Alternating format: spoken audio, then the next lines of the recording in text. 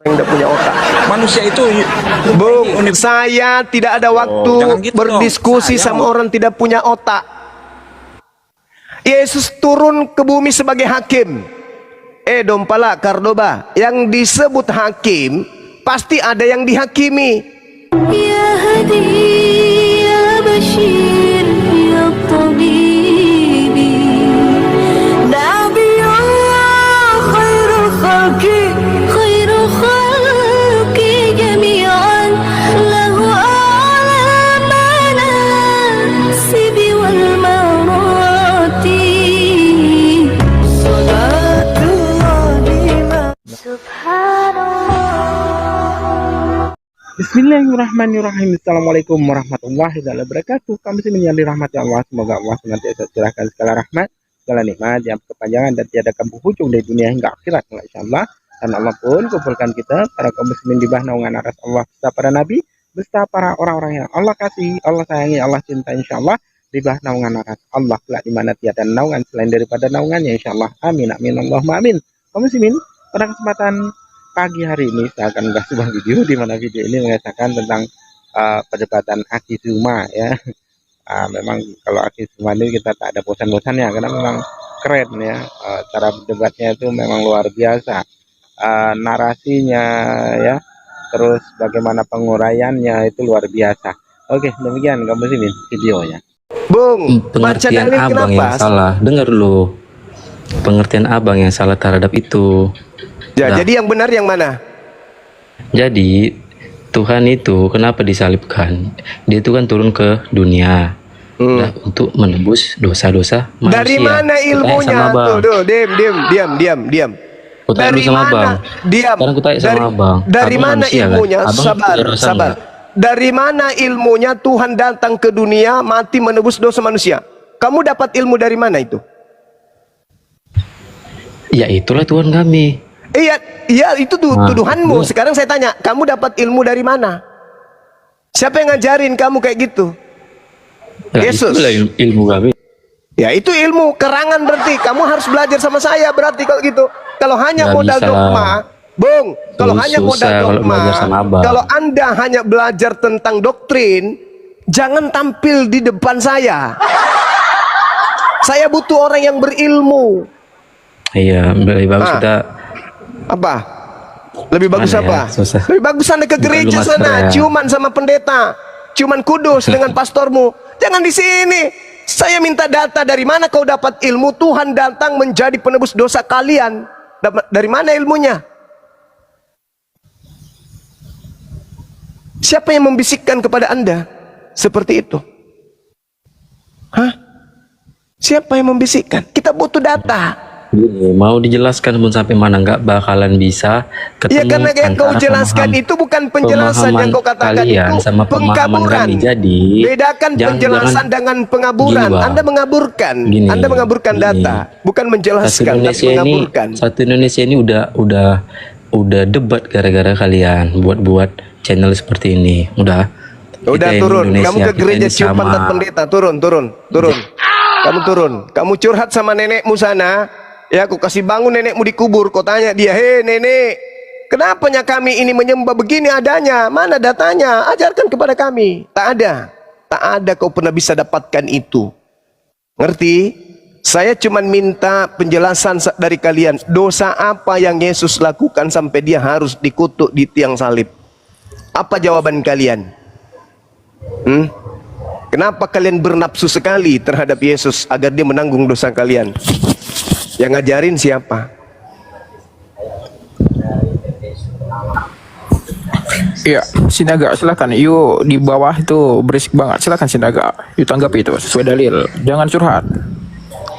Assalamualaikum warahmatullahi wabarakatuh. Waalaikumsalam warahmatullahi wabarakatuh. Bang Goto. Ya, saya izin nambahin sedikit ya. Silakan. Supaya teman-teman. Silakan. Iya, jadi begini. Kenapa Yahudi sampai sekarang tidak pernah percaya sama Kristen? Tentu ada hal yang Alasannya. fundamental, ya, terutama kasus penyaliban. Jadi begini, kenapa saya katakan bahwa Kristen itu melabrak ilmu pengetahuan Yahudi, tidak sesuai dengan nubuatan Yahudi? Karena kenapa?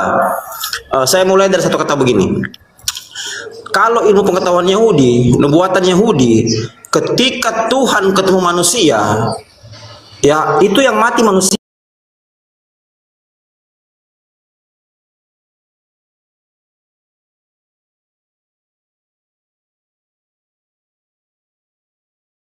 Ketika Tuhan ketemu manusia, Tuhannya yang mati. Nah, dia tidak belajar baik-baik nubuatan Yahudi ini ya, nubuatan Israel. Kita bisa lihat ya dalam Yeremia 23 ayat 15 ya. Di mana Tuhan berfirman bahwa dia akan membunuh dengan meminumkan racun kepada nabi-nabi ya yang menjalankan kefasikan di sekitar Yerusalem. Ini mereka tidak mengerti. Ini nubuatannya di sini. Sekarang pertanyaannya, siapakah yang tergantung di kayu salib? Ya, siapakah yang mati di atas sana? Ya, kenapa Yahudi tidak percaya kalau itu yang mati adalah Mesias asli, tapi mereka percaya yang mati di atas adalah Mesias palsu? Ternyata setelah kita kaji ya, dalam Mazmur 69 ayat 21 ya, ini menjelaskan bahwa yang mati di atas adalah nabi palsu yang mati minum racun. Yesus yang dikatakan orang yang dikatakan Yesus yang tergantung di kayu salib yang di atas sana itu mati bukan karena kakinya dipaku, mati bukan karena tangannya dipaku, tapi mati karena minum racun. Karena ketika dia sudah menggenapi nubuatan ya di Mazmur 69 ayat 21 ya, ketika dia sudah minum anggur asam di Yohanes 19 itu ya, lalu dia berkata sudah selesai. Nah, ini membuktikan bahwa Yesus yang tergantung di kayu salib itu adalah nabi palsu yang sudah menggenapi Ulangan 27, 25, Ulangan 21, 23, Mazmur 69 ayat 21 dan Yeremia 23 ayat 15. Selesai. Dalam nubuatan-nubuatan ini tidak ada bercerita nabi di luar Yerusalem atau nabi di luar dari bangsa Israel. Itu saya katakan tadi, kenapa Kristen ini tidak pernah dianggap baik oleh Yahudi? Karena memang bertolak belakang, tidak berbanding lurus dengan nubuatan-nubuatan kitab Tanakh. Beda kalau Al-Quran. Al-Quran contoh kecil saja Al-Quran. Al-Quran tidak menyebut nama dalam kasus penyaliban. Ini sejalan karena nubuatan kitab Tanakh juga tidak menyebut nama. Dan banyak sekali alasannya, banyak sekali alasan bahwa bukanlah Yesus yang disalib. Kita sudah jelaskan alasannya ini. Itu yang pertama, doa Yesus ya, itu tidak mungkin seorang yang yang begitu suci ya, yang begitu mulia di hadapan Tuhan, ketika dia berdoa saja keringatnya menjadi darah. Itu yang biasa saja tidak sampai keluar keringatnya menjadi darah dikabulkan, apalagi kalau dia sudah berdoa keringatnya sudah berubah menjadi darah. Itu yang perlu kita pahami bersama. Yesus sepanjang hidupnya berdoa tidak pernah tidak dikabulkan Allah. Nah, ketika masa penyaliban dia berdoa kepada Allah bahwa lepaskanlah saya dari kesesakan ini. Kan begitu. Itu yang pertama. Yang kedua, memang tradisi Yahudi tidak bisa menyalibkan orang yang tidak bersalah. Makanya nubuatan dalam Ulangan 27, 25, Ulangan 21, 23 itu harus tergenapi semua. Kan begitu. Nah, jadi poinnya yang tergantung di atas kayu salib sana itu adalah orang yang berdosa. Orang yang mati minum racun. Seperti di Mazmur 69 ayat yang ke-21 itu, di Yeremia 23 ayat 15. Selesai barang ini. Hanya mereka tidak pelajari itu. Mereka tidak mau tahu tentang ini. Karena memang mereka tidak pernah belajar nubuatan-nubuatan. Sampai detik ini mereka buta. Karena apa? Buta karena amanat agung itu. Mereka tidak mau tahu itu. Kan begitu, buta karena ajaran-ajaran Romawi. Padahal kalau mereka belajar epistemologinya ketahuan ini bahwa mengorbankan manusia ya untuk penebusan dosa ini adalah ajaran paganisme, bukan ajaran Tuhan. Ajaran Tuhan itu hewan yang dipakai ya, seperti dalam kitab Taurat 613 hukum ya dalam perjanjian lama atau Tanakh Yahudi itu tidak pernah sekalipun menyebut menebus dosa menggunakan tumbal manusia.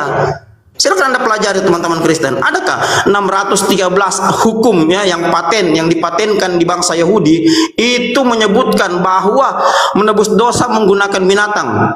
Menggunakan manusia, darah manusia, tapi menggunakan binatang. Coba silakan. Jadi di dalam 613 hukum itu nembus dosa pakai binatang, darah binatang, bukan pakai darah manusia. Ini akal-akalan Romawi yang dibentuk dari abad keempat itu. Hanya abang-abang sekalian tidak pelajari. Begitu. Jadi mohon teman-teman Kristen ya dipelajari ya sejarahnya supaya jangan terlalu kaku memahami Bible. Padahal Bible itu gampang sekali. Kalau abang belajar gampang sekali karena dia terjemahan. Itu. Udah bang, mau gantian bang, udah bang. Silakan. Ya, Aku cuma dua Sinaga. pesanku bang, hanya dua pesanku bang ya. Untuk host, kalau ada yang naik jangan di mute. Yang kedua, Bang Juma kalau memang abang debat naik ke Pak Bom ya, kalau debat ya. Ya, saya tanggapi.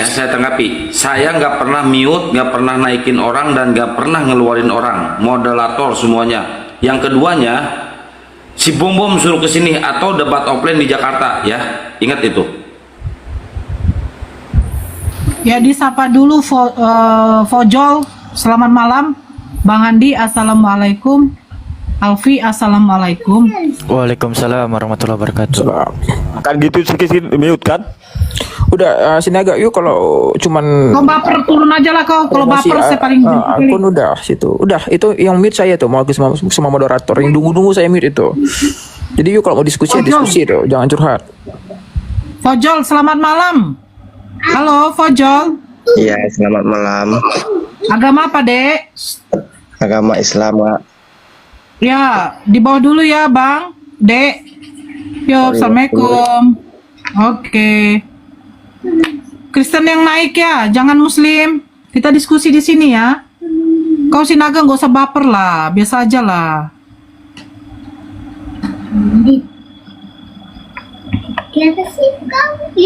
Iya kan, selamat malam.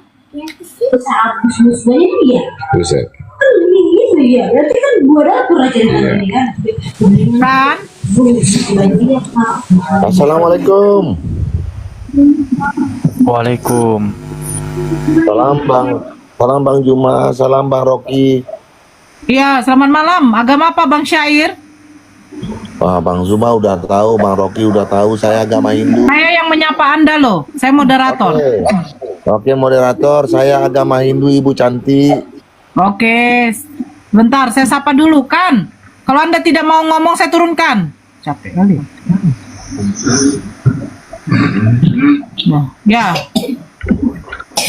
Sebentar. Saya naikkan dulu yang lain.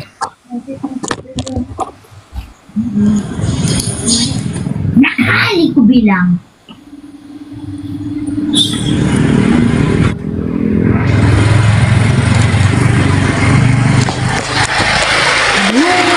Hai. Yosef.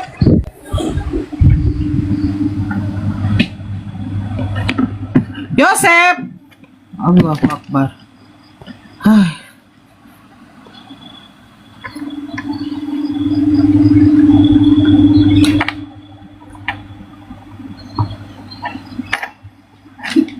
Yang naik yang Kristen ya. Tolong yang Islam gak usah permintaan naik lagi deh.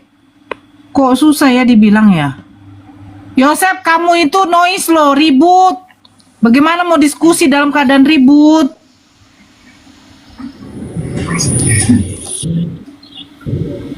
Halo Yosef. Ya, selamat malam. Malam Bang, agama apa Bang? Saya Kristen, Ibu. Oh ya, silakan. Di sini ada Bang Zuma.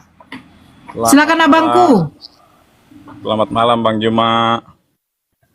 Malam Bang, malam. Saya Kristen nih Bang. Siap. Begini Bang, ini saya sedang belajar ya. Saya belajar Islam juga. Ya Siap. penting maksudnya apa yang hal-hal yang baik kita ambil, baik dari Kristen maupun Islam maupun Hindu dan Buddha. Setuju nggak Bang? Iya. Untuk kemanusiaan, maksudnya yang bernilai-nilai sosial kemanusiaan itu baik untuk manusia. Jadi gini, saya mau tanya, nanti seiring dengan perkembangan iptek, ilmu pengetahuan teknologi, maka agama ini akan menjadi halu. Dua-duanya, entah agama apapun, bukan dua-duanya ini. Hindu, Buddha, Konghucu, Islam, Kristen akan menjadi halu, dan ini akan dibuktikan dengan iptek apakah itu benar firman Tuhan atau tidak. Bang, fokus pada substansi pertanyaan atau diskusi itu. You mau bertanya atau you mau ditanya, itu aja poinnya tuh. Jangan bernarasi. Karena ini ada 2.900 orang, butuh ilmu tuh, bukan hipotesa. Silakan dilanjut, saudara. Maksud saya begini, Tuhan kena ajab itu nanti akan dibuktikan oleh terapan ilmu pengetahuan dan teknologi. Iptek. Setuju nggak? Saya bukan debat. Artinya gini, iptek akan membuktikan Tuhan kena ajab apa tidak. Begitu. Maksudnya apa Ilmu ini? pengetahuan. Kan di sini kan Tuhan kena ajab. Iya kan? Iya. Ini iptek akan membuktikan. Ya sudah Apakah dibuktikan. Sudah dibuktikan saat ini. Dibuktikannya gimana? Coba mau Ternyata penjelasannya. yang kena azab itu bukan Tuhan, tapi manusia yang dikutuk oleh Tuhan. Bukan Tuhan, tapi manusia yang dikutuk karena dosanya sendiri. Itu sudah dibuktikan. Dibuktikan Yes. melalui apa? Melalui apa? Menurut Bahwa- Anda iptek itu apa? Ilmu pengetahuan dan teknologi. Iya. Internet sudah membuktikan itu, Bang. Internet sudah membuktikan. Coba Anda lihat, tinggal ketik di Google, tinggal ketik di YouTube, tinggal ketik Facebook. Yang mati digantung itu adalah orang yang dikutuk oleh Elohim. Ulangan 21, 22, 23. Siapa yang dikutuk oleh Elohim antara Yesus dengan Yudas? Siapa yang makan suap? Ketika Anda membaca Ulangan 27 nomor 25, yang tertuang di sana adalah terkutuklah orang yang menerima suap untuk menyerahkan orang yang tidak bersalah agar dibunuh. Ini siapa punya pekerjaan ini? Makan suap, menyerahkan kemudian orang benar untuk dibunuh oleh Romawi. Ini pekerjaan siapa?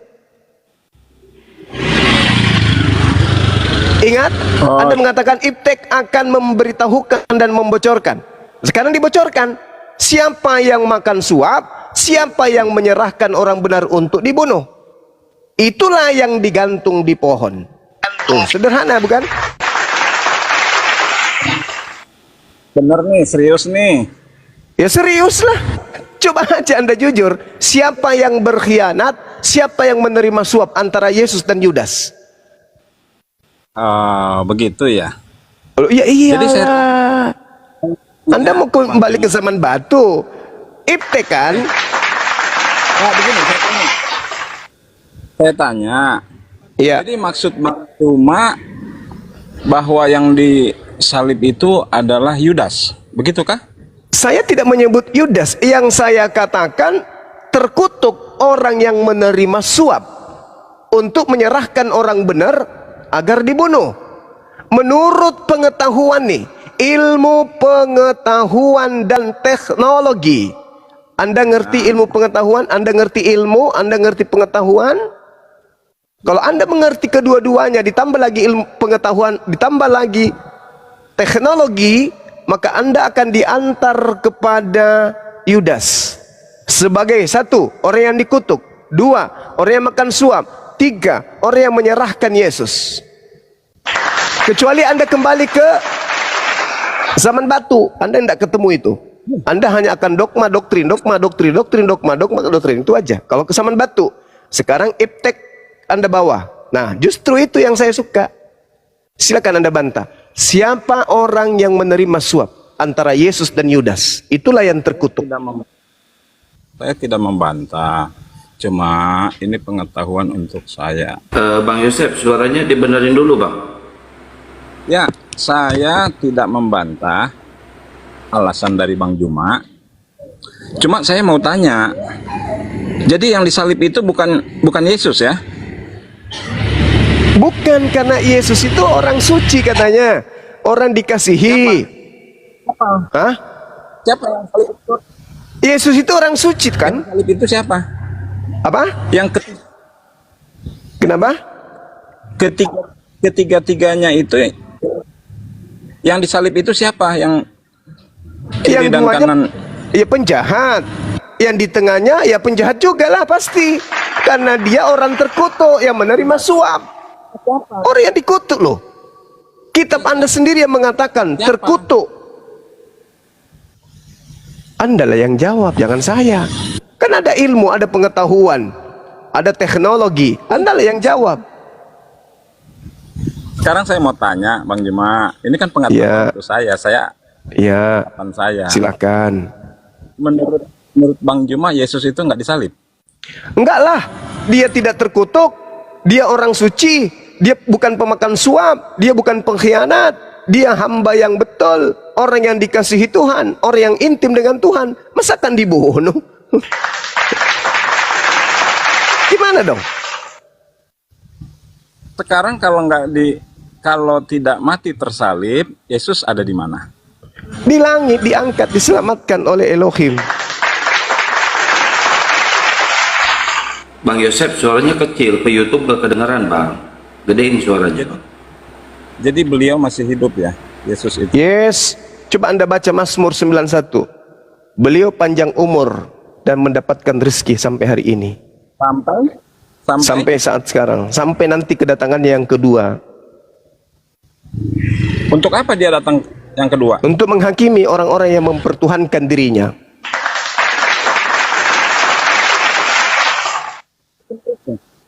Hanya cuma itu kah? Cuma itu kah? Lalu mau apa lagi? Kalian siapa rupanya? Kalau untuk Kristen ini siapa di mata Yesus rupanya? Untuk menghakimi. Saya nggak peduli. Cuma saya mau tanya. Ini kan masukan untuk saya, Bang Juma. Iya. Maksud saya gini. Saya tanya, Yesus itu datang untuk menghakimi orang-orang yang menuhankan dia. Yes, betul. Betul. Iya. Coba Anda baca Matius 7. Coba Anda Matius 7 baca. Saya tidak perlu itu. Yang saya tanya, apa tugas Yesus itu aja? Ketika berbicara tentang Yesus, Bung, berita yang paling dekat itu Bible. Karena dia ditulis oleh wartawan yang melakukan penyelidikan. Kenapa Anda nggak mau membaca Bible? Bukan, Bang Juma jangan lari kemana-mana. Mohon maaf, saya mau tanya. Jadi saya harus kemana? Saya mau tanya, kalau memang Bang Juma tahu, fungsi Yesus itu datang ke bumi hanya untuk menghakimi orang-orang yang menuhankan Yesus sebagai manusia. Cuma itu aja. Betul. Kenapa emang? Terus? Picik sekali ya. Allah itu picik sekali ya. Lu kok picik? Menurunkan seseorang. Lalu dia turun. Lalu menurut saudara dia turun untuk apa? Lah justru saya nanya dan saya pengen belajar. Ini masukan untuk saya. Iya, Yesus menurut saudara turun ke bumi untuk apa? Bang Juma, kan saya bilang ini pelajaran rohani untuk masukan saya. Saya kan menyerap pengetahuan dari Bang Juma. Iya, saya sudah ajarin Anda. Yesus datang untuk menghakimi orang-orang yang terdakwa.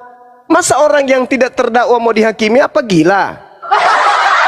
Sekarang menurut saudara, menurut saudara, yang dihakimi orang terdakwa atau bukan? Fungsinya Tuhan hanya cuma Yesus istilahnya dinaikkan ke surga untuk tahun untuk menghakimin orang-orang yang mengatakan bahwa Yesus adalah Tuhan. Ya iyalah. Lalu dia mau menghakimi siapa? Kali pekerjaan Allah itu. Lalu Yesus itu mau menghakimi siapa?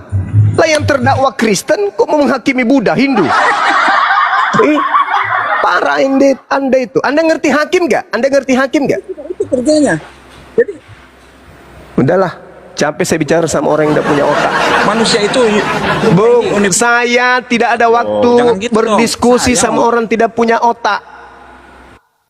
Yesus turun ke bumi sebagai hakim. Dompala Cordoba, yang disebut hakim pasti ada yang dihakimi. Yang dihakimi itu yang terdakwa. Yang terdakwa itu siapa? Yang menuhankan Yesus. Cobalah kalau diskusi itu pakai otak napas sikit. Hakim itu menghakimi yang terdakwa, kok menghakimi yang bukan yang terdakwa. Lucu ente. Oh, pedagang sayur mau dihakimi semua di jalan, mentang-mentang dia punya label hakim. Semuanya mau dihakimi. Pakai otak, Bang Yosep, kalau mau diskusi cobalah pakai otaknya, Bang. Jangan pakai kolor, pakai otak. Kalau punya otak nggak mungkin jadi begitu dia. Yohanes 12 nomor 48. Barang siapa yang menolak aku dan tidak menerima perkataanku, dia sudah ada hakimnya. Apa hakimnya? Firman yang pernah aku katakan, yang telah aku katakan. Firman itulah kelak yang akan menjadi hakimnya di akhir zaman. Apa firman yang telah dia ucapkan pada saat dia datang penginjilan ke tengah Bani Israel? Hidup kekal itu adalah mereka mengenal aku yang engkau utus. Berarti mengenal Yesus sebagai apa? Utusan. Orang yang tidak menganggapnya utusan, malah menganggapnya Tuhan, itulah nanti yang dicekek lehernya, dipijak lidahnya. Matius 7, 22 sampai 23. Pakai otak napas sekali-kali. Jangan Anda remehkan kami umat Islam, ya, saudara-saudara Kristen, mohon jangan remehkan kami umat Islam terkait dengan ilmu Bible, ilmu berapologetik. Jangan Anda remehkan keilmuan kami terhadap Bible kalian. Kami jauh lebih menguasai Bible dari kalian. Paham? Demikian tadi kamu ini, yang dimana perdebatan ini luar biasa. Jadi dari pihak Kristen ya hanya begitu dan begitu saja. Tidak ada perkembangan ya dari Kristen satu dengan Kristen yang lain, pendeta satu pendeta yang lain, jemaat satu dengan jemaat yang lain, apalagi yang tidak pernah ke gereja, apalagi ya hanya begitu saja. Dan di sini banyak sebenarnya ya yang bermualaf itu banyak, tapi saya selalu lambat mengikuti gitu ya.